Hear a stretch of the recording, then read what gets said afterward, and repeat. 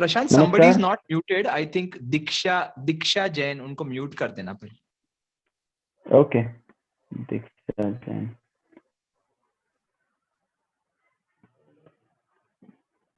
Okay. नमस्कार. माझं नाव प्रशांत राऊत. मी member founder life फाउंडेशनच्या वतीने तुम्हा सगळ्यांचं स्वागत करतो. आणि आजच्या या सेशनसाठी जे आपले स्पीकर मॅडम आहेत डॉक्टर प्रतिमा भाले, त्यांचं सुद्धा मी स्वागत करतो. आणि सर्वांनी आपल्या लाईफ मधून थोडा वेळ काढून आजचा दुपारचा 1 तासाचा वेळ काढून या सेशनसाठी सगळे हजर झालेत. त्याच्यामुळे सगळ्यांचे मनपूर्वक अभिनंदन. आजच्या सेशन विषयी थोडंसं सांगायचं असं झालं तर आज जो सेशन आहे तो लीड करण्यासाठी आपल्यासोबत आहेत डॉक्टर प्रतिमा प्रसन्न भाले. त्या त्वचा रोग, ॲलर्जी, केसांचे विकार आणि सौंदर्यकरण तज्ज्ञ आहेत. आणि औरंगाबादमध्ये जवळपास 20 वर्षांपासून ऍज अ सिनियर डर्मॅटॉलॉजिस्ट म्हणून काम बघतात. त्या स्वतः एक जॉईंट सेक्रेटरी आहेत IMA वुमन्स विंग औरंगाबादच्या आणि MADBL असोसिएशन ऑफ डर्मॅटॉलॉजीच्या. आणि औरंगाबादमध्ये त्यांनी धन्वंतरी ग्रुप सुरुवात केलेला आहे. आणि सगळ्यात महत्वाचं म्हणजे त्यांनी समाज प्रबोधनार्थ आणि स्किन केअर मध्ये खूप सारे लेक्चर्स पण घेतलेले आहेत. आणि याशिवाय ते अकॅडमिक्स त्यांचं स्ट्रॉंग करण्यासाठी वेगवेगळ्या राष्ट्रीय कॉन्फरन्सेसमध्ये, त्वचा रोगाच्या वेगवेगळ्या कॉन्फरन्सेसमध्ये त्यांचा सहभाग पण असतो. तर अशा डॉक्टर प्रतिमा भाले, सिनियर डर्मॅटॉलॉजिस्ट, आपल्यासोबत आजचं लेक्चर घेण्यासाठी उपस्थित आहेत. त्यांनी वेळात वेळ काढून आपल्या विनंतीला मान देऊन या ठिकाणी आलेले आहेत. तर मॅडम, तुमचं स्वागत आहे. आणि आय रिक्वेस्ट की 35-40 मिनिटाचा तुमचा जो हा सेशन आहे डर्मॅटॉलॉजी स्किनवरचा, तो तुम्ही कम्प्लीट करावा. नंतरच्या 15 ते 20 मिनिटासाठी आपण आपले जे पार्टिसिपेंट जॉईन झालेले आहेत त्यांना काही क्वेश्चन्स असतील घेतलेल्या टॉपिकवर, तर ते त्या आपल्याला क्वेश्चन्स विचारतील. तर आय रिक्वेस्ट की जे काही क्वेश्चन्स येतील आपण त्यांना कशा पद्धतीने ऍड्रेस करूया. आणि मीनवाईल मी सर्वांना रिक्वेस्ट करतो आलेले आहेत त्यांनी स्वतःला म्यूट करावं, कारण आपल्याला सेशन शांतपणे ऐकता येईल आणि सेशन चालू असताना कुठल्याही प्रकारचा डिस्टर्बन्स होणार नाही. So over to you ma'am. Thank you so much. धन्यवाद. धन्यवाद. धन्यवाद मैम. मैं डॉक्टर कार्तिक रामन बोल. हेलो, नमस्कार सर. भाले मैम. हाँ मैम, मेरी एक ही विनंती है मैम, पूरे इंडिया से लोग ज्वाइन हुए हैं तो थोड़ा हिंदी मराठी प्लीज मिक्स करके बोलिएगा. मेरी ऐसी विनंती है आपसे. चलेगा चलेगा. I am not very good at Hindi but I will try to speak in Hindi also. Okay. हाँ मैम, जैसे भी आपको जमे. Yes yes yes. चलेगा. मेरी सबसे विनंती है, विजय भगवान जी, रियलमी जिनका C25 ये है मोबाइल, प्लीज अपने आप को म्यूट कीजिएगा ताकि सब लोग प्रॉपरली अटेंड कर पाए. प्रशांत, आपको बीच बीच में म्यूट करना पड़ेगा I think. Thank you. Yes ma'am, please. Good afternoon everybody. Lecture म्हणजे मी काय असं बसून लेक्चर वगैरे देणार नाही. काही छोटे छोटे मुद्दे आहेत जे स्किन केअर कशी केली पाहिजे, थंडीमध्ये काय काळजी घेतली पाहिजे, उन्हाळ्यात काय काळजी घेतली पाहिजे, इन जनरल आपण घरी स्किनची केअर कशी घेऊ शकतो. प्रत्येक वेळेस छोट्या छोट्या कारणासाठी डॉक्टरांकडे जायची गरज नाही. तर अशा पद्धतीने मी तुम्हाला थोडीफार माहिती देण्याचा प्रयत्न करतेय. त्याच्याबरोबरच स्किन मध्ये काही नवीन मॉडेलिटी ऑफ ट्रीटमेंट्स आहेत त्याच्याविषयी थोडीफार माहिती द्यायचा प्रयत्न करीन. आणि त्यानंतर तुम्हाला जे काही तुमचे काही क्वेश्चन्स असतील तर आपण त्याला नंतर उत्तरं देऊयात. तर मी सुरुवात करतेय. ऑडिबल आहे मी सगळ्यांना? हो मॅम. ओके. ओके. स्किन म्हणजे काय, आपल्या शरीराचं एक संरक्षक कवच आपण ज्याला म्हणू. कवच कुंडल आपण जशी म्हणतो तशीच ही स्किन आपल्या शरीराची कवच कुंडल आहेत. आणि कवच कुंडलांची जर काळजी नाही घेतली तर ती कशी राबतात, काळी पडतात, करपतात, तर तशीच आपली स्किन आहे. आपण आपल्या स्किनची काळजी जर नाही घेतली तर ती खराब होते, ती राबते, ती करपते, काळी पडते. तिला बऱ्याच प्रकारचे प्रॉब्लेम्स आपल्याला फेस करावे लागतात. तर त्यामुळे आपल्या त्वचेची काळजी आपण कशी घ्यायला पाहिजे याविषयी आपण थोडक्यात बघूयात. स्किन मध्ये आपण सगळ्यात पहिल्यांदा आपण स्किनचे जे टाइप्स आहेत त्याच्याविषयी आपण थोडंसं जाणून घेऊ. मी तुम्हाला सांगते की स्किनचे टाइप ओळखायचे कसे. काही लोकांची ड्राय स्किन असते, काही लोकांची ऑइली असते, काही लोकांची मिक्स टाइप ऑफ स्किन असते. So how to identify all the types. तर मी तुम्हाला त्याच्याविषयी सांगेन की साधी सोपी पद्धत आहे. घरी सगळ्यांच्याकडे टिश्यू पेपर असतात किंवा सगळ्यांच्याकडे बटर पेपर असतात. तर आपल्याला करायचं काहीच नाहीये. सकाळी उठल्या-उठल्या तो टिश्यू पेपर किंवा बटर पेपर आपल्याला आपल्या नाकावरती लावायचा आहे आणि नाकावर तो दाबून ठेवून तो बाहेर काढायचा आहे. जर तुम्हाला त्याच्यावर खूप सारं ऑइल साचलेलं दिसलं, तर तुम्हाला लक्षात येईल की ती तुमची खूप ऑइली स्किन आहे. जर तुम्हाला थोड्याफार प्रमाणामध्ये ऑइलचे स्पॉट्स दिसले, तर इट इज इंडिकेटेड की it is a mixed type of skin. आणि जर अगदीच ऑइल नाही, काही नाही, पूर्ण ड्राय तो बटर पेपर राहिला, तर आपल्याला समजतं की ही आपली जी स्किन आहे, ही आपली ड्राय टाइप ऑफ स्किन आहे. मग आता एकदा आपल्याला आपल्या स्किनचे टाइप्स कळाले, की त्यानुसार आपल्याला त्याची कशी काळजी घेतली पाहिजे, हे आपण त्याचा विचार करू शकतो. तर ड्राय स्किन ज्यांची असते नॉर्मली, थंडीमध्ये त्यांना खूप जास्त प्रॉब्लेम येतो आणि म्हणजे नॉर्मलीच 12 महिने ज्यांची ड्राय स्किन राहते, अशांना थंडीमध्ये डॅन्ड्रफ म्हणा किंवा स्किन खूप जास्त उलणे किंवा त्या स्किन उलल्यामुळे मग होणारे त्वचेचे विकार, जसे की एक्झिमा, इसबगोल, आपण जे ड्राय स्किनमुळे होणारे आजार आहेत, सोरियासिस, तर या सगळ्यांना त्यांना सामना करावा लागतो. तर ड्राय स्किन जर होत असेल, तर म्हणजे माझं स्पष्ट एक सांगणं आहे की ज्यांची कोणाची स्किन ड्राय आहे किंवा ज्यांची नॉर्मल जरी स्किन असली, तरी थंडीच्या दिवसात आपण रुटीन अंघोळ करताना तुमच्या अंघोळीच्या पाण्यामध्ये 2-4 थेंब आपलं खोबरेचं तेल, जे आपल्या घरामध्ये प्रत्येकाकडे अवेलेबल असतं. साधं खोबरेल तेल तुम्ही त्याच्यामध्ये टाका. अंघोळ झाल्यानंतर बऱ्याच वेळा आपण काय करतो, खोबऱ्याचं तेल आधी भरपूर लावतो आणि मग अंघोळ करतो. तर खोबऱ्याचं तेल भरपूर लावून अंघोळ करायच्या ऐवजी आपण असं करायचं आहे की अ, आपण अंघोळ करताना अंघोळ आधी करून घ्यायची आहे. साबण वगैरे आपण सर्व लावून घ्यायचंय. त्यानंतर अंघोळीच्या मध्ये आपण थोडंसं खोबरेल तेल लावणार आहोत आणि मग पुन्हा 2-4 तांबे पाणी आपण अंगावरती घेणार आहोत. तर अशा पद्धतीने जर आपण अंघोळ केली, तर तुमचं जे मॉइश्चरायझर आहे ते असं एकदम छान मेंटेन राहील. म्हणजे पहिली अंघोळ करायची, त्याच्यानंतर तेल लावायचे थोडंसं, अगदी थोडंसं घेऊन लावायचे, जास्त लावायची गरज नाही. आणि नंतर परत त्याच्यावरती तुम्ही 2-4 तांबे पाणी अंगावर घ्यायचं आहे. तर अशा पद्धतीने जर रुटीन सर्वांनीच आपण अशी काळजी घेतली, तर मग कुणाची स्किन ड्राय राहणार नाही. आणि त्यानंतर ज्यांची खूपच जास्त ड्राय स्किन आहे, अशा लोकांनी मग मॉइश्चरायझर लावणं किंवा साधं आपलं व्हॅसलीन बॉडी लोशन मिळतं बाजारामध्ये, ते तुम्ही लावू शकता. किंवा मॉइश्चरायझर्स बऱ्याच टाइपचे असतात. काही ऑइली मॉइश्चरायझर्स असतात, काही बॅरियर मॉइश्चरायझर असतात, काही ह्युमॅक्टंट असतात. तर बेसिकली तुमच्या स्किन टाइपनुसार प्रत्येकाच्या स्किनवरती जे सूट होतं असं मॉइश्चरायझर आम्ही डर्मॅटॉलॉजिस्ट प्रिस्क्राईब करतो. ज्यांना खूप जास्त प्रॉब्लेम आहे अशांसाठी. ज्यांना प्रॉब्लेम नाही त्यांनी साधं हे खोबरेल तेलाचा जरी उपाय केला, तरी सुद्धा तुम्हाला काहीच प्रॉब्लेम येणार नाही आणि ड्राय स्किन तुमची कधीच होणार नाही. आणि ज्यांना ड्राय स्किनमुळे एक्झिमा, सोरियासिस वगैरे असे जे त्वचा विकार होतात, तर त्यांना त्यांच्या डर्मॅटॉलॉजिस्टच्या सहाय्याने योग्य तो मॉइश्चरायझर त्यांच्या सल्ल्याने चूज करावा लागेल आणि तो मॉइश्चरायझर मात्र त्यांना रेग्युलरली कायमसाठी वापरावा लागेल. तर हे झालं ड्राय स्किनसाठी आपण करायची काळजी, जी घरातल्या घरात आपण करू शकतो सर्वजण. आणि याच्यामध्ये आता असं येतं, की ड्राय स्किन आहे आपली, तर मग साबण काय वापरायचं? आपण कुठला फेस वॉश वापरायचा?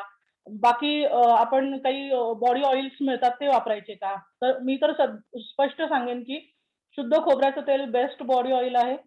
तुम्ही ऑलिव्ह ऑइल वापरू शकता, तुम्ही एवोकॅडो ऑइल वापरू शकता, बदामाचं तेल वापरू शकता. हे सगळं प्रत्येकाच्यावर डिपेंड आहे. प्रत्येकालाच ते अवेलेबल असतं असं नाही. त्याच्यामुळे तुम्ही सगळ्यात महत्त्वाचं म्हणजे तुम्ही खोबऱ्याचं तेल वापरणं रेग्युलर. त्यानंतर साबण जो असतो तो ग्लिसरीन युक्त साबण थंडीच्या दिवसामध्ये वापरला पाहिजे. साबणामध्ये बरेच प्रकार येतात, पण साधा ग्लिसरीन युक्त ज्याच्यामध्ये ग्लिसरीन आहे असं कुठलंही साबण तुम्ही वापरलं, तर ते चालण्यासारखं आहे. आणि बॉडी वॉशेस मिळतात आजकाल, तर ते सुद्धा तुम्ही जर ग्लिसरीनवाले वापरले थंडीमध्ये, तर तुम्हाला त्याचा फायदा जास्त होईल. त्याबरोबर आता ड्राय स्किनमध्ये होणारा अजून एक प्रॉब्लेम म्हणजे डॅन्ड्रफ. बऱ्याच लोकांना केसांमध्ये डॅन्ड्रफचा पण प्रॉब्लेम ड्राय स्किनमुळे खूप जास्त येतो. डॅन्ड्रफ म्हणजे काय असतो, तर तो थोडक्यात ती काय मृत पेशी आहे ती आपल्या शरीरामधली आणि काही लोकांची म्हणजे बेसिकली स्किन जी असते ती दर 28 दिवसांनी शेड होत असते. पण काही लोकांच्या मध्ये याचं जे शेडिंगचं प्रमाण असतं ते खूप जास्त प्रमाणामध्ये होत असतं. तर समजा साधारणतः 5-6 दिवसालाच ती स्किन शेड व्हायला लागते आणि मग अशा वेळेस डॅन्ड्रफ जास्त स्काल्पमध्ये जमा व्हायला लागतो. आणि डॅन्ड्रफसाठी सुद्धा तुम्ही बरेच आता मेडिकेटेड शॅम्पू बाजारात आहेत. काही लोशन्स असतात ज्याच्यामध्ये आम्ही अँटी फंगल एजंट्स वापरतो आणि काही कीटोकोनाझोल, सॅलिसिलिक ॲसिड वाले जे लोशन्स असतात ते आम्ही रात्री लावायला सांगतो. कोल्टार लोशन लावायला सांगतो. ज्याच्याने डॅन्ड्रफचं प्रमाण बरंच कमी होतं आणि डॅन्ड्रफपासून आपल्याला सुटका मिळू शकते. बरेच जण म्हणतात की केस किती वेळा धुवायला पाहिजेत. काही लोकं रोज धुतात, काही लोकं आठवड्यातून एकदा धुतात, काही लोकं आठवड्यातून 3दा धुतात. तर माझं असं सांगणं आहे की it depends on your skin basically, की काही लोकांची ऑइली स्काल्प असते, त्यांना 1 दिवसाआड केस धुवावे लागतात. काही लोकांची खूप ड्राय स्काल्प असते. मग अशा लोकांनी आठवड्यातून एकदा जरी केस धुतले तरी काही प्रॉब्लेम नाही. तुमचे केस एकदम शॉर्ट असतील तर तुम्ही रोज सुद्धा केस धुवू शकता. फक्त केस धुण्यासाठी जो शॅम्पू किंवा साबण तुम्ही वापरता, तर तो मात्र तुम्ही बिलकुल जर रोज जे केस धुत असतील त्यांनी रोज शॅम्पू साबण वापरू नये असं मी तुम्हाला सांगेल. आठवड्यातून 2दा किंवा 3दा शॅम्पूचा वापर तुम्ही करू शकता. साबण तर मी पूर्णपणे अव्हॉइड करा म्हणून सांगते आणि शॅम्पू सुद्धा सल्फेट फ्री, पॅराबिन फ्री असे जे शॅम्पू मिळतात, ते तुम्ही वापरू शकता केस धुण्यासाठी. ड्राय स्किन नंतर मला वाटतं आता ऑइली स्किनकडे जाऊ आपण. ऑइली स्किनमध्ये आपल्याला प्रामुख्याने जास्त सगळ्या तरुण मुलांना हा प्रॉब्लेम जास्त जाणवतो. ऑइली स्किन ज्यांची असते त्यांना. तारुण्य पिटिका म्हणजे आपण जे पिंपल्स म्हणतो, त्याचं प्रमाण खूप वाढलेलं असतं आणि बरेच जे तरुण मुलं आहेत यांना एकतर म्हणजे फक्त पिंपल्ससाठी ऑइली स्किन हा प्रॉब्लेम नाही. ऑइली स्किनच्या बरोबर त्यांना हार्मोनल चेंजेस असतात. त्याच्याबरोबर स्ट्रेस, टेन्शन, अभ्यासाचा ताण या सगळ्या गोष्टींमुळे सुद्धा पिंपल्स वाढतात आणि यांना सगळ्यात महत्त्वाचं म्हणजे तुम्ही व्यवस्थित ऑइल फ्री क्लिन्झर्स तुमच्या चेहऱ्याला वापरले पाहिजेत. ऑइल फ्री तुम्हाला काही मॉइश्चरायझर्स मिळतात, जे स्पेशली पिंपल्सच्या लोकांसाठी आम्ही देतो. तर पिंपल्स असणाऱ्या मुलांनी जर ऑइल फ्री मॉइश्चरायझर्स वापरले, ऑइल फ्री क्लिन्झर्स वापरले, तर तुम्हाला नक्कीच त्याचा फायदा होतो. आणि पिंपल्स जे येतात ते फोडू नयेत असा मी सल्ला देईन. कारण ते फोडले की त्याचे डाग पडतात परत आणि त्यामुळे पुन्हा चेहरा विद्रूप होतो. आणि आता नवीन मॉडेलिटीज खूप अवेलेबल आहेत. पिंपल्स ज्यांना कुणाला येतात तर त्यांचे आम्ही पिंपल्स अगदी 1 महिनाभरामध्ये पिंपल्स सगळे क्लिअर होतात. आजकाल चांगल्या औषधं, चांगली क्रीम्स अशी अवेलेबल आहेत. तर त्याचा वापर सगळ्यांनी करायला हरकत नाही. सगळ्यांना सतवणारा अजून एक प्रॉब्लेम असा आहे तो म्हणजे मेलाझ्मा. बराच नॉर्मल प्रॉब्लेम आहे. मेलाझ्मा म्हणजे काय? वांग म्हणतात त्याला स्पेशली. आपल्या गालावरती दोन्ही गालांवरती बटरफ्लाय रॅश येते. हे काळेपणा येतो. हे मेलानिन पिगमेंटचं स्त्रवणं जास्त झाल्यामुळे तो काळेपणा येतो आणि बऱ्याच बायकांना हा प्रॉब्लेम जास्त प्रमाणामध्ये दिसतो. प्रेग्नन्सी नंतर हा प्रॉब्लेम जास्त प्रमाणामध्ये पाहायला मिळतो. बऱ्याच बायकांना नाकावरती, दोन्ही गालावरती आणि इव्हन ह्या टी झोनमध्ये सुद्धा इथे सुद्धा आपल्याला बऱ्याच लोकांना काळ्या रंगाची अशी डाग दिसतात तर त्याला आपण वांग म्हणतो. वांग साठी बेसिकली वांग होऊ नये म्हणून काही आपण काळजी घेऊ शकतो. त्याच्यात सनस्क्रीन लोशन आपण जे म्हणतो त्याचा फार मोठ्या प्रमाणामध्ये उपयोग आहे. बरेच जण काय म्हणतात आम्हाला माझ्याकडे क्लिनिकमध्ये येतात. बरेच जण म्हणतात की मॅडम तुम्ही सनस्क्रीन वापरायला सांगता, पण मी कंटिन्यू एसीमध्ये असतो, मी कारमध्येच बसलेला असतो, मी घरी सुद्धा कंटिन्यू एसी वापरतो, मग मला कशाला सनस्क्रीन पाहिजे?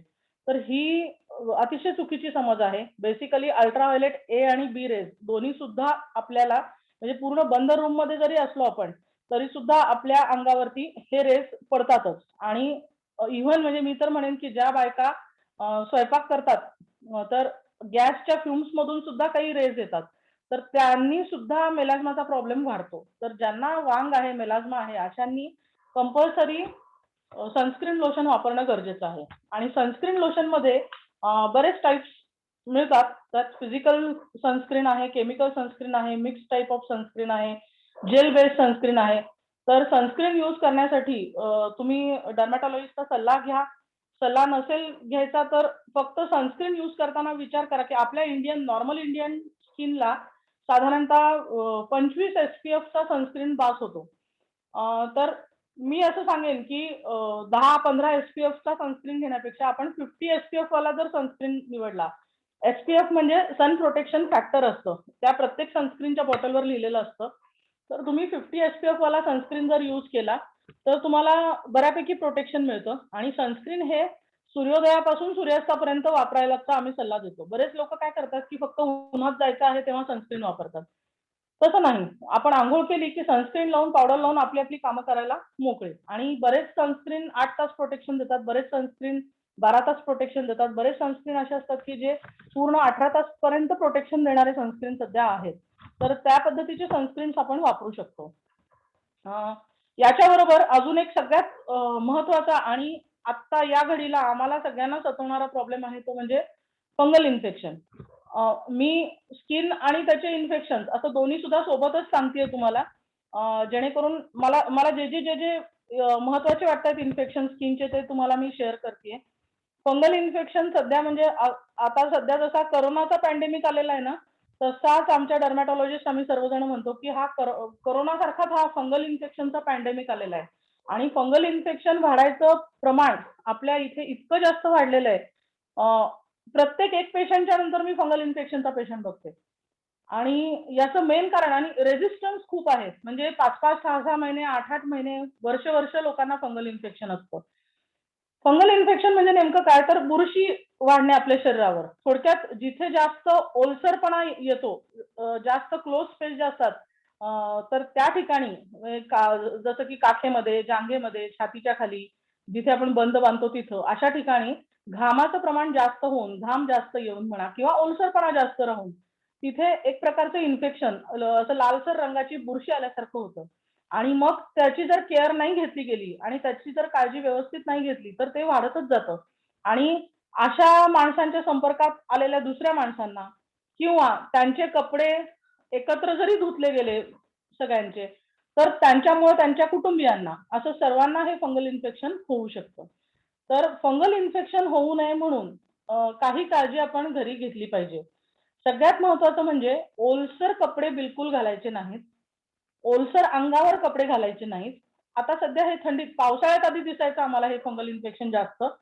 पण थंडीमध्ये पण ह्युमिड कंडिशन, जी अशी मॉइस्ट कंडिशन असते त्याच्यामध्ये सुद्धा हे फंगस जास्त ग्रो होतंय. तर ओलसर कपडे घालू नका, ओलसर अंगावर कपडे घालू नका. आपण जेव्हा कपडे घालतो तेव्हा कंपल्सरी पावडर सगळ्या जागेवर लावून मगच कपडे घातले गेले पाहिजेत. त्याबरोबर तुमचे जे काही कपडे आहेत ते सगळे गरम पाण्यामध्ये अर्धा तास भिजवून ठेवायचे.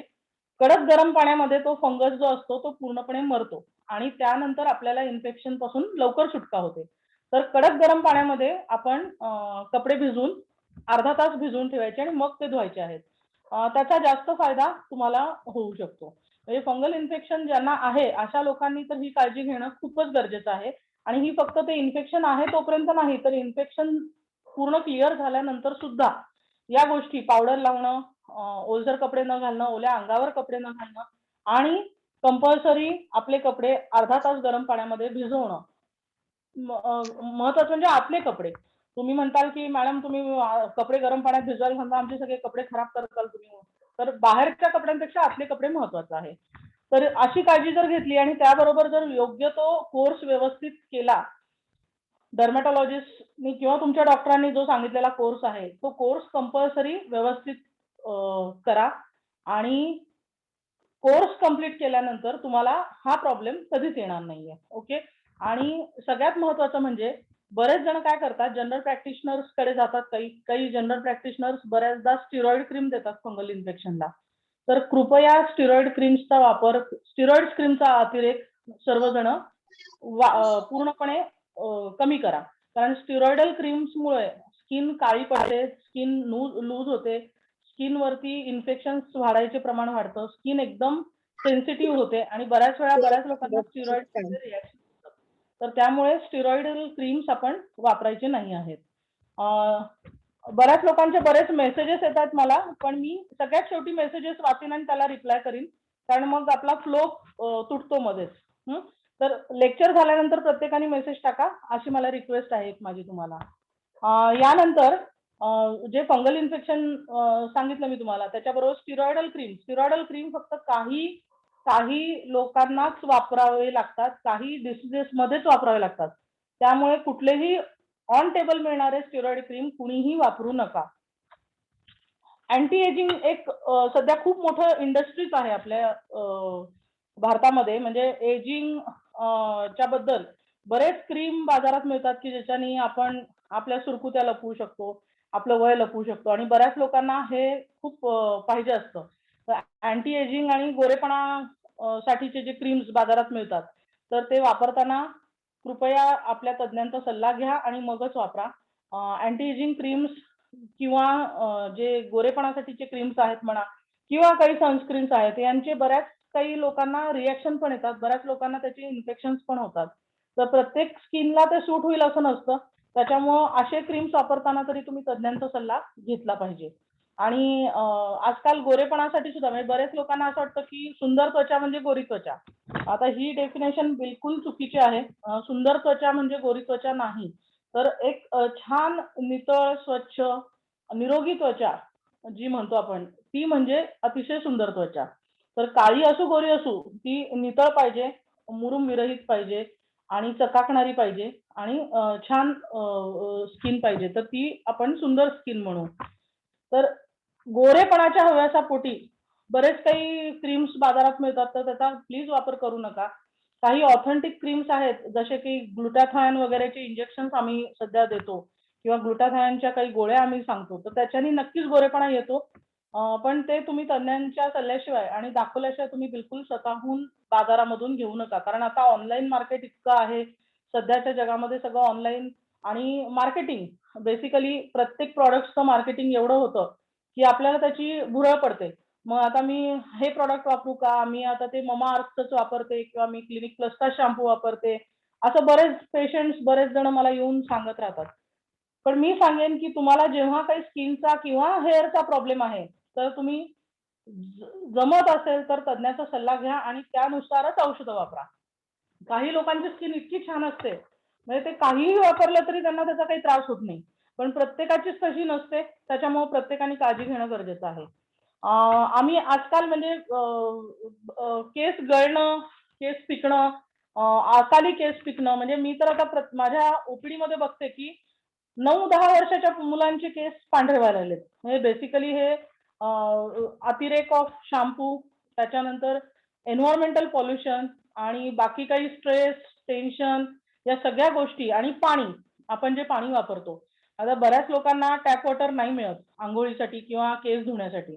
बऱ्याच लोकांना बोरचंच पाणी वापरावं लागतं. बोरचं पाणी खूप हार्ड असतं, त्याच्यामुळे केस खूप गळतात.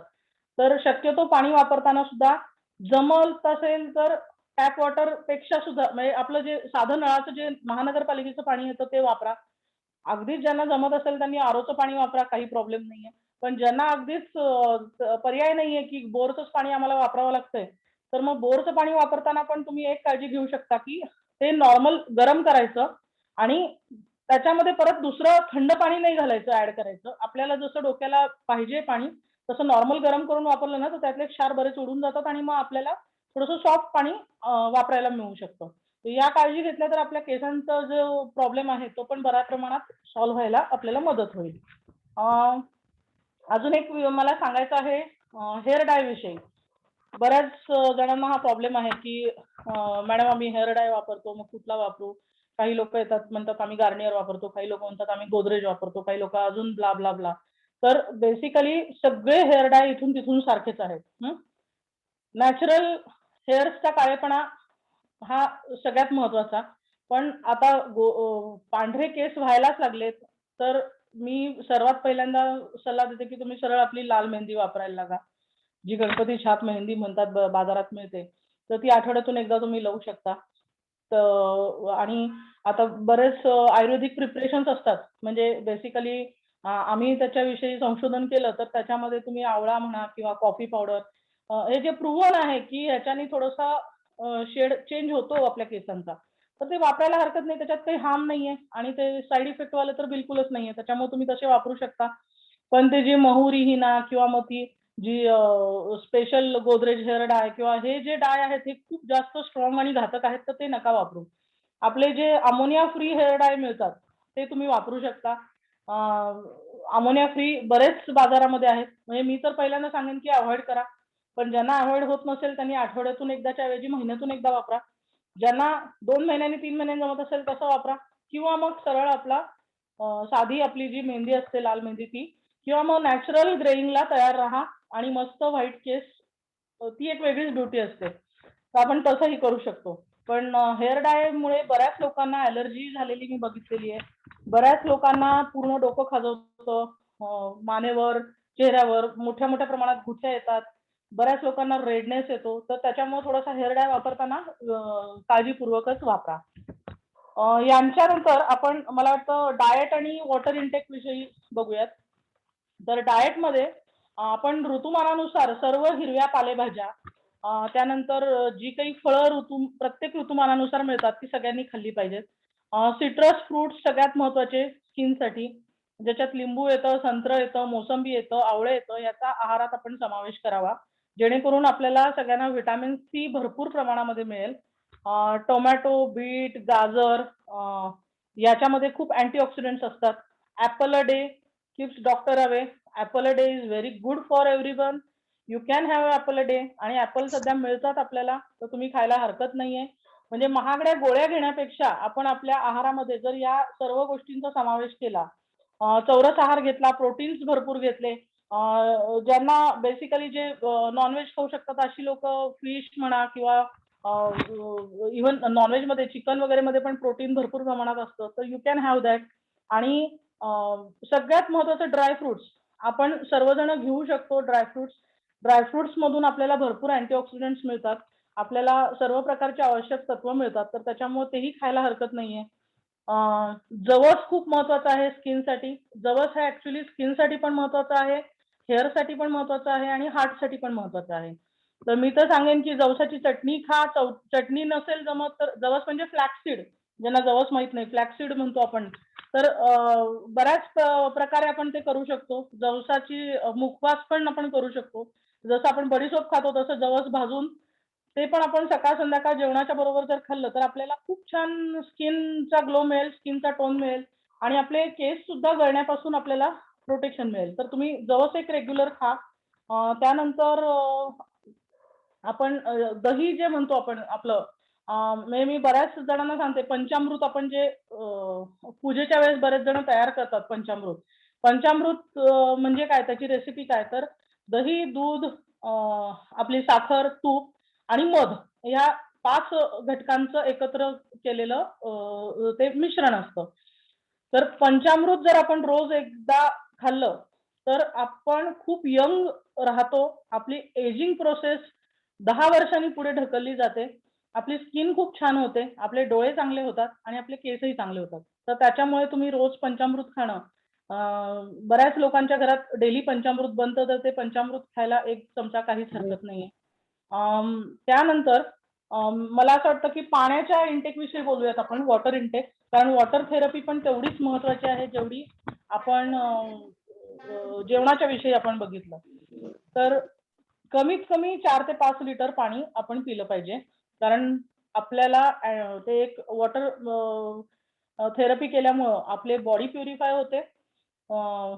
जे काही टॉक्सिन्स आहेत शरीरात ते आपल्याला काढायला मदत मिळते आणि त्यामुळे आपण परत आपल्या स्किनचा टोन नॉर्मल ठेवू शकतो. स्किन आपली एकदम चांगली आणि ग्लोईंग होऊ शकते. केसांसाठी पण आपल्याला ते फायद्याचं आहे. तर वॉटर थेरपी इम्पॉर्टंट आहे, ती एक तुम्ही फॉलो करा. त्याच्यामध्ये 1 लिटर पाणी सकाळी उठल्या-उठल्या पिलं पाहिजे. तुम्ही ते कसंही प्या. एक 5-5 मिनिटाच्या अंतराने 1-1 ग्लास प्या किंवा डायरेक्ट 1 लिटर पाणी. सुरुवात करताना 1 ग्लास पासून करा, 2 ग्लास. उठल्या-उठल्या ब्रश न करता पाणी प्या. ते जास्त इम्पॉर्टंट आहे. आणि त्यानंतर प्रत्येक जेवणाच्या अर्धा तास आधी आपण 1 ग्लास पाणी प्यावं. जेवताना मध्ये बिलकुल पाणी पिऊ नका. प्यायचंच असेल तर अगदी अर्धा ग्लास 2-3 सिप पाणी जेवणाच्या मध्ये आणि जेवण झाल्यानंतर अर्धा तासांनी तुम्ही चांगलं 2-3 ग्लास पाणी पिऊ शकता. पण जेवायच्या वेळेला पाणी शक्यतो अव्हॉइड करा आणि या वॉटर थेरपीचा खूप चांगला फायदा होतो आपल्या स्किनसाठी पण आणि आपल्या इन जनरल शरीरासाठी सुद्धा. तर आपण या गोष्टी जर आपण फॉलो केल्या तर मला वाटतं की आपण खूप सारं चांगल्या स्किन विषयी म्हणा किंवा आपल्या शरीराविषयी आपण खूप चांगल्या रीतीने आपण त्याला ग्रूम करू शकू. आणि मला वाटतं आता हे तर स्किन विषयी मी सगळं सांगितलं. न्यू मॉडॅलिटीज बऱ्याच आलेल्या आहेत स्किन ट्रीटमेंटमध्ये. म्हणजे आम्ही आता डर्मॅटॉलॉजिस्ट किंवा जे वर्किंग प्रॅक्टिशनर आहेत कॉस्मेटॉलॉजिस्ट, तर आम्ही सर्वजण आमच्याकडे वेगवेगळ्या स्किनच्या आजारांसाठी आजकाल आम्ही केमिकल पिलिंग, मायक्रोडर्माब्रेशन किंवा बोटॉक्स ट्रीटमेंट किंवा लेझर ट्रीटमेंट्स अशा बऱ्याच प्रकारच्या ट्रीटमेंट्स करतो आणि त्याचे खरंच खूप फायदे सुद्धा असतात. फक्त ह्या ट्रीटमेंट्स कुणीतरी माझ्या मित्रांनी केली, कुणीतरी माझ्या मैत्रिणींनी केली म्हणून आपण करायची असं नाही. तर गरज असेल तर या ट्रीटमेंट्सचा नक्की आपण नक्की आपण ही ट्रीटमेंट्स करून घेतल्या पाहिजेत. पण गरज नसताना करायची काही गरज नाही. आजकाल व्हिटिलिगोसाठी म्हणजे जे पांढरं कोड आपण म्हणतो, तर त्याच्यासाठी सुद्धा आम्ही बऱ्याच ट्रीटमेंट्स ज्या व्हिटिलिगोसाठी स्किन ट्रान्सप्लांट सर्जरीज पण आम्ही बऱ्याच करतो. तर इव्हन पी-आर-पी जी ट्रीटमेंट आहे सध्या आपण म्हणजे ज्यांना खूप जास्त प्रमाणामध्ये टक्कल पडलेला आहे किंवा ज्यांना स्किनमध्ये काही खूप जास्त खड्डे आहेत, तर अशा लोकांसाठी आम्ही पी-आर-पी ट्रीटमेंट करतो. त्याच्यामध्ये जे आपल्या शरीरामधली प्लाझ्मा असते म्हणजे रक्त आम्ही पूर्ण सेंट्रिफ्यूज करून त्यातला प्लाझ्मा काढतो आणि ते प्लाझ्मा आम्ही इंजेक्ट करतो. तर त्याच्याने सुद्धा खूप जास्त फायदा होतो. इव्हन ज्यांना ज्यांना टक्कल आहे अशा लोकांसाठी ही खूप फायद्याची ट्रीटमेंट आहे. कारण पी-आर-पीला तसा खर्च कमी होतो. जेवढा हेअर ट्रान्सप्लांटला जास्त येतो आणि हेअर ट्रान्सप्लांट म्हणजे काय की भाताची शेती करण्यासारखं आहे. ज्याला फायदा झाला त्याला खूप छान फायदा होतो. प्रत्येकालाच ते सूट होतं असं नाही. आणि हेअर ट्रान्सप्लांटमध्ये आपले पैसे पण खूप जास्त जातात. त्याच्यामुळं हेअर ट्रान्सप्लांटपेक्षा पी-आर-पी ट्रीटमेंटचा खूप फायदा आहे आणि कंपॅरेटिव्हली ती स्वस्तामध्ये आहे. त्याबरोबर लेझर ट्रीटमेंट्स आम्ही बऱ्याच करतो. लेझर ट्रीटमेंट्समध्ये अनावश्यक केस रिमूव्ह करण्यासाठीच्या ज्या लेझर्स आहेत, तर ते खरंच खूप इफेक्टिव्ह आहेत. ज्यांना खूप त्रास असेल, ज्यांच्या चेहऱ्यावरती म्हणा किंवा बाकी कुठे शरीरावरती अनावश्यक केस आहेत, ज्याचा त्यांना खूप त्रास होतोय, तर अशा लोकांना लेझर ट्रीटमेंटचा खूप फायदा होतो. सर्व डर्मॅटॉलॉजिस्टकडे ही लेझर ट्रीटमेंट अवेलेबल असते. एक साधारण 5 ते 6 सिटिंग्स नंतर बऱ्यापैकी त्याचा फरक दिसायला लागतो. 90 ते 95% पर्यंत आपल्याला परमनंट हेअर रिमूव्हल करता येतं. त्याबरोबर जे स्किन पॉलिशिंग ट्रीटमेंट सध्या ती खूप प्रचलित आहे. स्किन पॉलिशिंग म्हणजे मायक्रोडर्माब्रेशन नावाची ट्रीटमेंट आहे. तर त्याच्यामध्ये सुद्धा आम्ही म्हणजे पेशंटला ज्यांना खड्डे आहेत, पिंपल्स नंतर ज्यांना डाग आहेत, ज्यांचा चेहरा खूप जास्त विद्रूप झालेला आहे, तर अशा लोकांना आम्ही ती ट्रीटमेंट करतो. आणि इव्हन ज्यांना नुसता ग्लो पाहिजे आहे, आता बऱ्याच ब्राइड्स येतात किंवा बरेच ग्रूम्स येतात, की ज्यांना आम्हाला एक स्किनवरती चकाकी पाहिजे असते, ग्लो पाहिजे असतो. तर अशांना पण आम्ही स्किन पॉलिशिंग ट्रीटमेंट करतो. केमिकल पिलिंग नावाचे जे ट्रीटमेंट्स असतात, त्याच्यामध्ये आम्ही वेगवेगळे केमिकल्स यूज करतो आणि प्रामुख्याने आम्ही त्या वांगसाठी आणि पिंपल्स ज्यांना आहेत, अशा लोकांसाठी या ट्रीटमेंट्स करतो. तर केमिकल पिलिंगचा त्यांना जास्त फायदा होतो आणि आजकाल काही मेडिकेटेड फेशियल्स निघालेले आहेत, हायड्रा फेशियल्स निघालेले आहेत. बऱ्याच काही आता नवीन मॉडेलिटी आलेल्या आहेत. तर ज्यांना जसा काही प्रॉब्लेम आहे त्यानुसार आपण त्यांना ती ट्रीटमेंट ऑफर करू शकतो. आणि मला वाटतं की ज्यांना गरज आहे त्यांनी करून घ्यायला काहीच हरकत नाहीये. मला वाटतं मी बऱ्यापैकी सगळं कव्हर केलेलं आहे. पण तरीही अजून काही तुमच्या आता डाउट्स असतील तर आपण ते क्लिअर करूयात. मी आता एकदा सगळे क्वेशन्स वाचते आणि त्यानंतर आपण डाउट्स क्लिअर करूयात. मी चार्ट वाचते एक-एक. सनस्क्रीनचे साइड इफेक्ट होत नाहीत का? Like lack of vitamin D and bone related disease. Yes, this is very important question. Basically sunscreen lotion वापरताना आपण काही साइड इफेक्ट होतात मी सांगितलं. पण व्हिटॅमिन डी3 जे आहे हे एक आपण प्रत्येकानेच व्हिटॅमिन डी3चे सॅचेट घेतले पाहिजेत. कारण आपल्याला व्हिटॅमिन डी3ची कमतरता असतेच प्रत्येकाला. आणि खूप साधी व्हिटॅमिन डी3च्या सॅचेट येतात. आपण जर एक आठवड्याला एक सॅचेट अशा 7 सॅचेट घेतल्या तर व्हिटॅमिन डी3 आपल्याला मिळू शकतं. आणि त्यानंतर एकदा व्हिटॅमिन डी3ची कमतरता कमी झाली तर बरेच प्रॉब्लेम्स कमी होतात. स्किनचे जे आजार आहेत ते व्हिटॅमिन डी3शी बरेच रिलेटेड आहेत. तर व्हिटॅमिन डी3 प्रत्येकाने घ्यायला हरकत नाही. अजून दुसरी कोणी काही हे केलेलं आहे का? PRP ट्रीटमेंटची कॉस्टिंग हेअर आणि स्किन साठी वेगवेगळी असते. It depends on that area basically, की what area is involved and what you should do. तर सगळ्यात पहिले PRP ट्रीटमेंट 5,000 पासून सुरू होते, ती 10,000, 15,000, 20,000. It depends on you, it depends on your skin and it depends on your hair. आणि काही काही हेअर ट्रीटमेंट जे असतात त्या अगदी 1,000, 2,000 पासून पण सुरू होतात. आणि मिक्स टाईप ऑफ स्किन साठी बेसिकली ना फिजिकल सनस्क्रीन इज बेस्ट. तुम्ही फिजिकल सनस्क्रीन वापरू शकता. अजून कोणी काय विचारले? What are the contents that someone should see while using conditioner for oily skin person. स्किनला कंडिशनर नाही वापरत आपण, केसांसाठी वापरतो. कंडिशनर जे आपण वापरतो तर बेसिकली ऑइली ज्यांची स्काल्प आहे त्यांना कंडिशनरचा फारसा उपयोग होत नाही. ज्यांची खूप ड्राय स्काल्प आहे, ज्यांची खूप बेसिकली फ्रीझी केस आहेत, म्हणजे असे एकदम ड्राय आणि इरिटेटिंग असे लुकवाले जे स्किन केस असतात, अशा लोकांना आपण कंडिशनर वापरायला देतो. ज्यांचे एखादे गुंतलेले केस असतात, बऱ्याच लोकांना ते केस गुंता काढताना गुंताही निघत नाही, तर अशा लोकांना आपण कंडिशनर वापरायला सांगतो. तर कंडिशनर तुम्ही कुठलेही वापरू शकता, सगळे कंडिशनर सारखेच आहेत.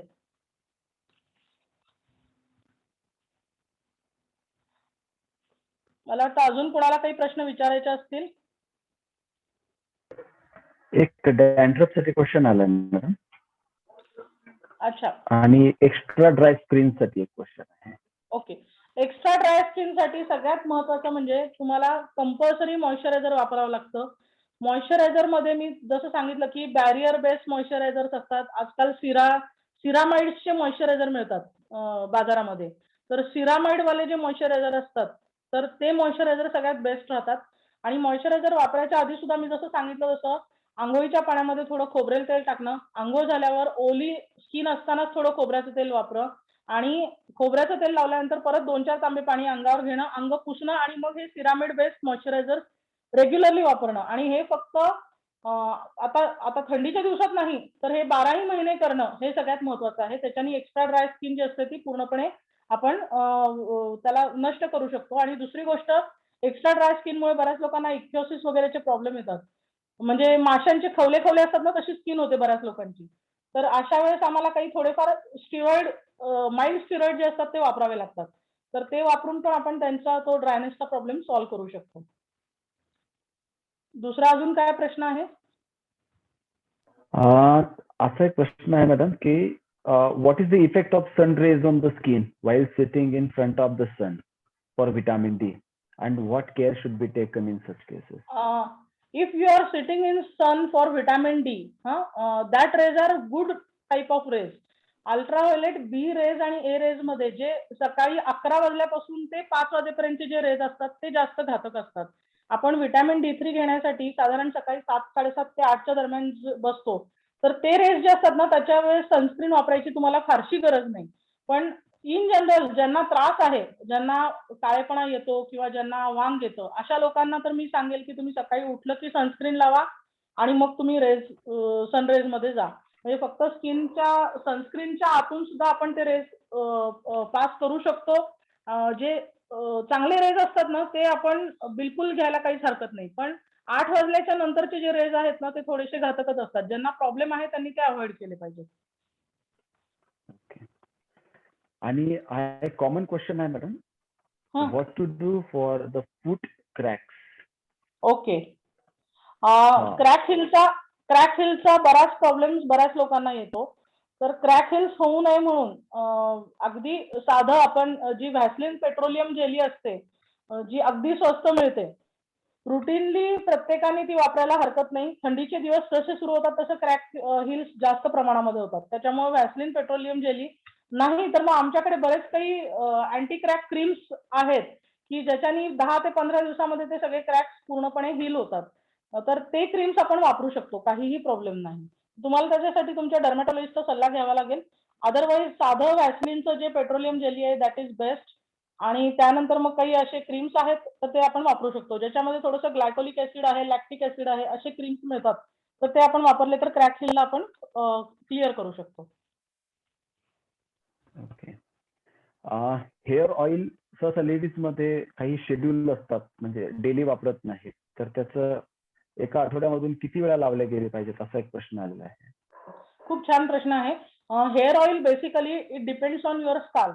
तुमची जर स्काल्प कोरडी असेल तर तुम्ही आठवड्यातून 2दा कंपल्सरी हेअर ऑइल लावलं पाहिजे.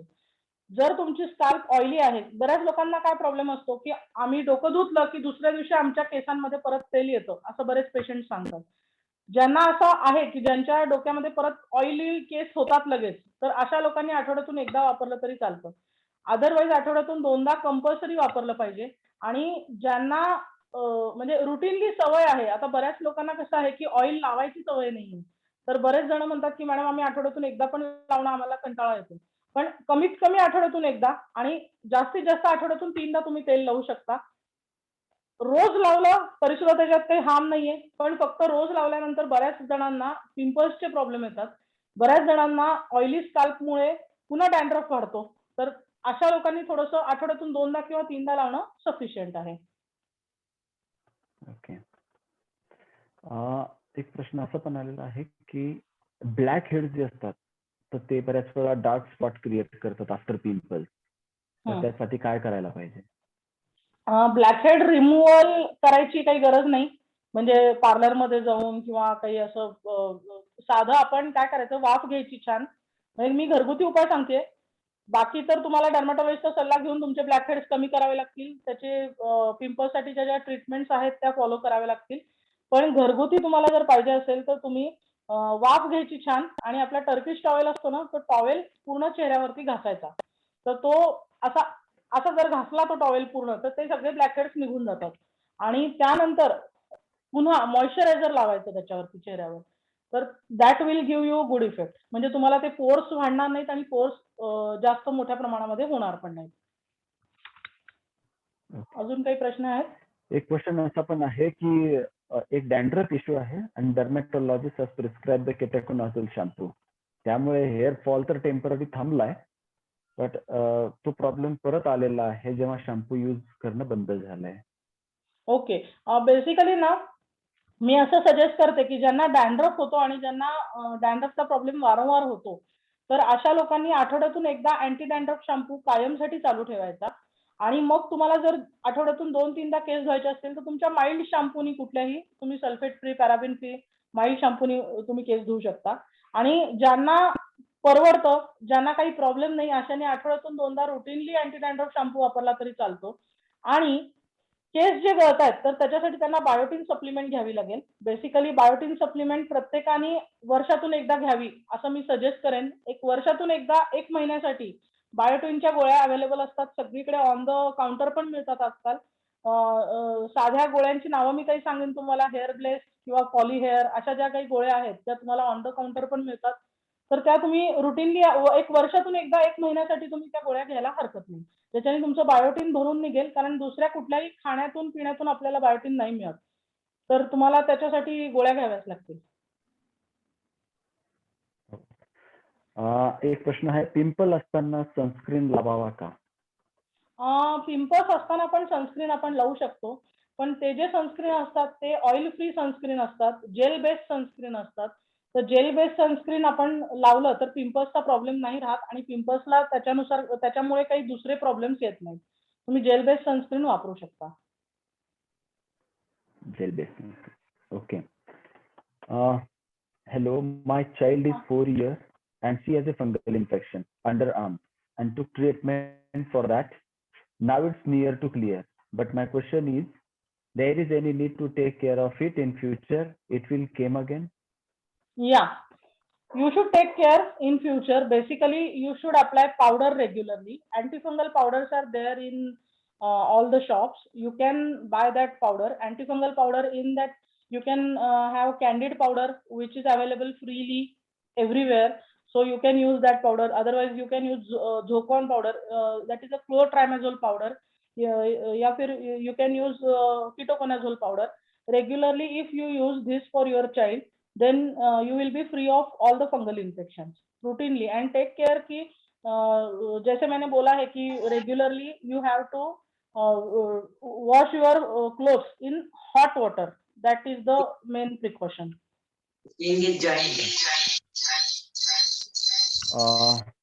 एक प्रश्न असा आहे मॅडम की treatment for vitiligo is costly or can be done in less amount असं. Yeah, it can be done in very less amount. Basically, what is the type of your vitiligo? It matters a lot. आपका एक बार vitiligo का type पता चल गया कि वो कितना fastly growing है या फिर सेगमेंटल विटिलिगो है.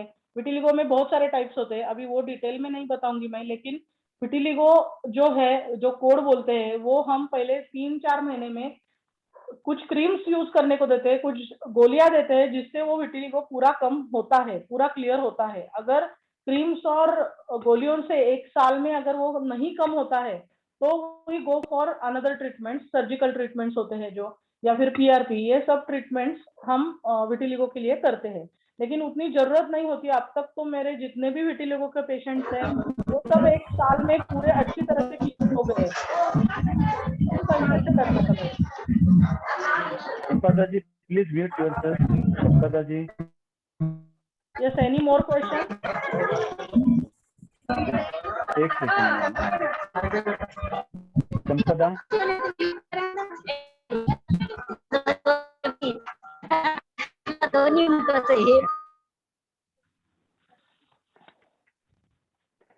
Okay. There are so many questions, ma'am. I will try to answer all the questions. एक There is one question question. पढ़ा, Yeah, एक yeah. क्वेश्चन पढ़ा मैंने How कि to हीना stop यूज hair करते वक्त split? मुझे ठंड बचती है. तो बेसिकली हीना यूज करते वक्त अगर ठंड बचती है तो हो सकता है तो आप वो यूज करना छोड़ दीजिए. अगर आपको यूज करना ही है बालों में लगाने के लिए तो उसका एप्लीकेशन लिमिटेड कीजिए, 10-15 मिनट या आधा घंटा. और फिर भी आपको प्रॉब्लम आ ही रही है तो एंटी कोल्ड बेसिकली टैबलेट्स मिलते हैं जो एंटी एलर्जिक टैबलेट बोलते हैं हम, प्लेन एटारेक्स या लियोसिट्रिजिन टैबलेट. एखादी वो टैबलेट लेके आप हीना लगा सकते हैं.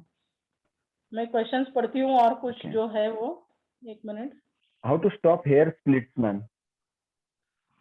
हेयर स्प्लिट स्टॉप करने के लिए बेसिकली आपको थोड़े से हेयर कट करने पड़ेंगे. एक 2 to 3 सेंटीमीटर हेयर कट करने पड़ेंगे, नहीं तो वो स्प्लिट स्टॉप नहीं होते. और अच्छे हेयर ऑयल्स और बायोटिन्स अगर हम यूज करेंगे 1 महीना भर के लिए तो आपके स्प्लिट्स जो है वो बंद हो जाएंगे. और कुछ क्वेश्चन है आप डायरेक्टली पूछिए म्यूट अनम्यूट करके. हाँ, वैसे भी कर सकते हैं बिकॉज किसी का क्वेश्चन स्किप भी हो सकता है because there is so many chat. एक है कि my doctor has given me clindamycin phosphate and nicotinamide gel. I just want to ask the significance of that gel. Basically, it gives glow to your skin. It gives you pimple-free skin. यानी pimples के लिए सबसे best है वो clindamycin with nicotinamide. End twice a day application is important और उससे काफी अच्छा glow भी आता है. पिंपल्स के दाग भी नहीं गिरते. You can use it regularly, no problem. And you can use it to 10-year-old kids also, those who are suffering from hormonal changes and pimples problems. Varsha Bhosle madam ने हैंड रेज किया है, तो वर्षा भोसले मैम आप unmute करके question पूछ सकते हैं आपका. या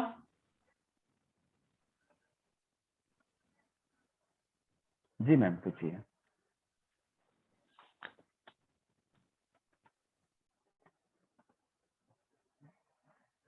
वर्षा भोसले मैम.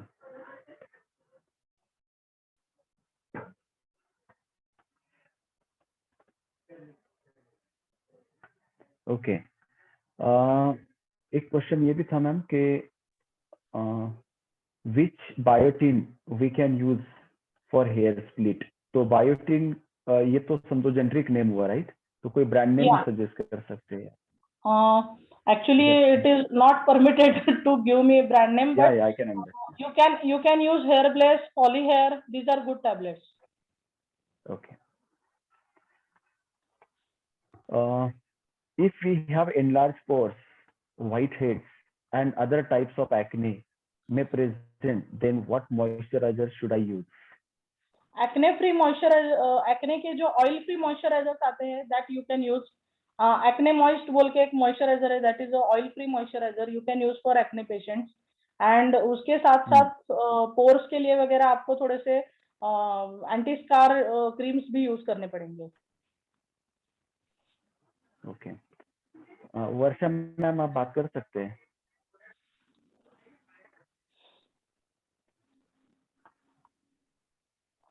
आपका आवाज नहीं आ रहा है। Okay, my doctor has given me clindamycin phosphate nicotinamide, वो हो गया। उसके बाद एक which cream for skin we have to use for the senior citizen, ऐसा pardon me, senior citizen. Senior citizen के लिए कौन सा क्रीम यूज करना है? सीनियर सिटीजन ऐसा कुछ नहीं है, you can use a good quality moisturiser, but senior citizens को थोड़ा सा ड्राइनेस का प्रॉब्लम ज्यादा आता है, तो I suggest them to use ceramide based moisturisers और बैरियर बेस्ड मॉइस्चराइजर्स। मैम मैं बोलूं क्या? मृदुला रामन। यस। हाँ माँ बोलिए। मेरी एज 70 है और ना पीठ में थोड़े थोड़े ऐसे दाने आते हैं और वो ना ऐसे चुभता हुआ जैसा लगता है। बहुत ज्यादा नहीं लेकिन थोड़े थोड़े दाने रहते हैं, वो अक्सर आते हैं। You are having sebaceous cyst there.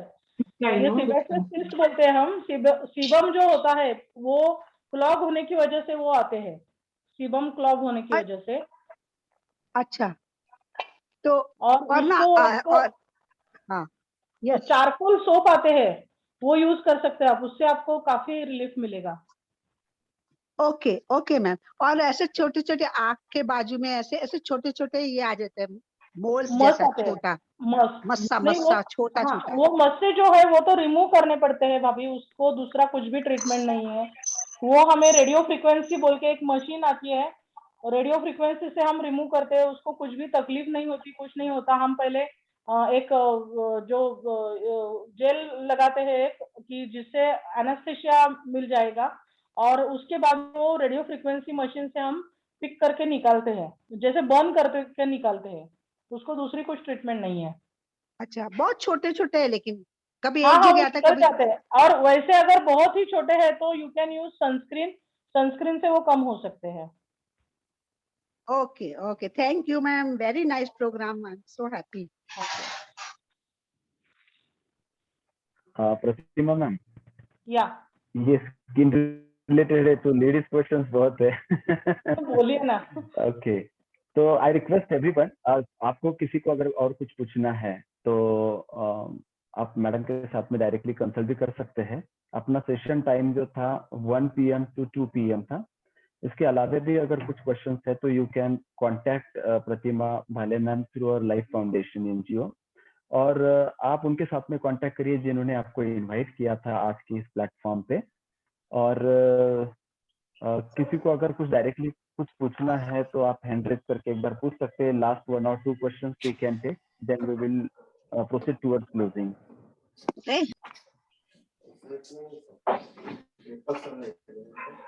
तो वर्षा मैम, आपका अभी भी हैंड रेज है। एक यमाई नोट नाम से किसी का नाम है, तो उनको अगर कुछ पूछना है तो अनम्यूट करके पूछ सकते हैं।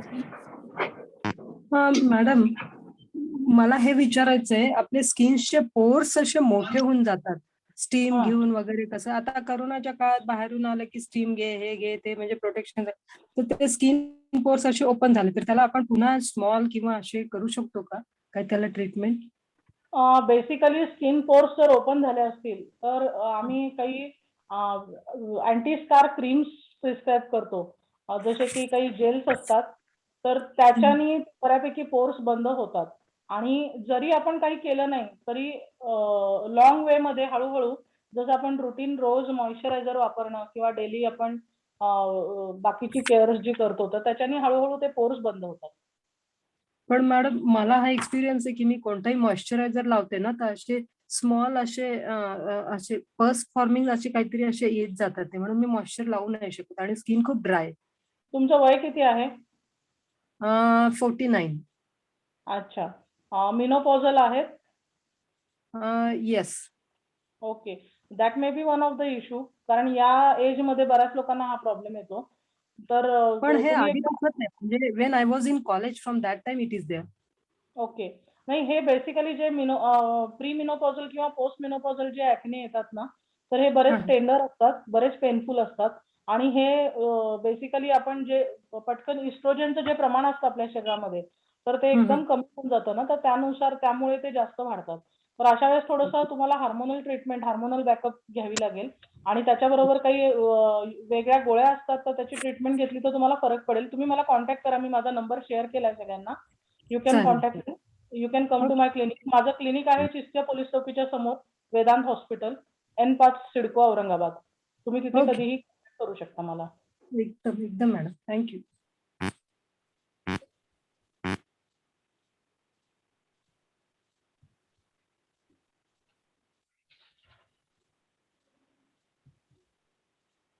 मला वाटतं सगळ्यांचे प्रश्न बऱ्यापैकी आपण सॉल्व्ह केलेले आहेत त्याची उत्तरं.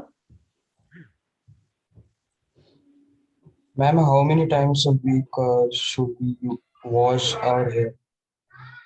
Wash our hair Yes. At least thrice a week. Okay, okay.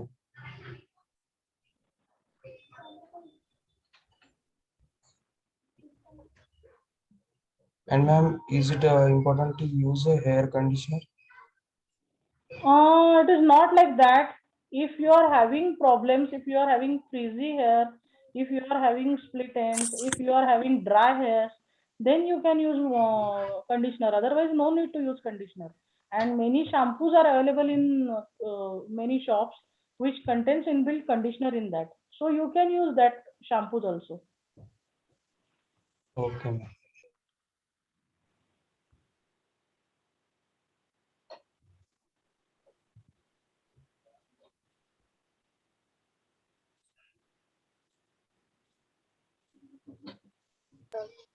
हा नमस्कार मॅम, मी मिनल बोलतीये. हा नमस्कार. मॅम ऍक्च्युली ना मला हे 2-3 वर्ष झाले माझ्या अशा नाकाच्या बाजूला आयडेंटिकल असे 2 असे काळे चट्टे आहे. तर Okay. म्हणजे मी हवंच तर तुम्हाला व्हिडिओ ऑन करून पण दाखवू शकते. तर त्याचं कॉज नाही कळत आहे किंवा मग ते कसे घालवायचे किंवा मग कसं हे करायचं याची ट्रीटमेंट. तुम्हाला बऱ्याच दिवसापासून असतील तर बेटर वे यू कन्सल्ट डर्मॅटॉलॉजिस्ट. तुम्ही या माझ्याकडे, ओके. आपण त्याचं सोल्युशन काढूयात. अगदी अगदी चालेल चालेल. धन्यवाद मॅम. हा. मला अजून एक दुसरी मीटिंग आहे ऍक्च्युली 2:10 ला. ओके तर चालेल. थोडंसं आपण कन्क्लूड केलेलं बरं राहील. अगदी अगदी मॅम, मग मी तुम्हाला अप्रोच करते औरंगाबादला. या you can approach me. Okay ma'am, thank you.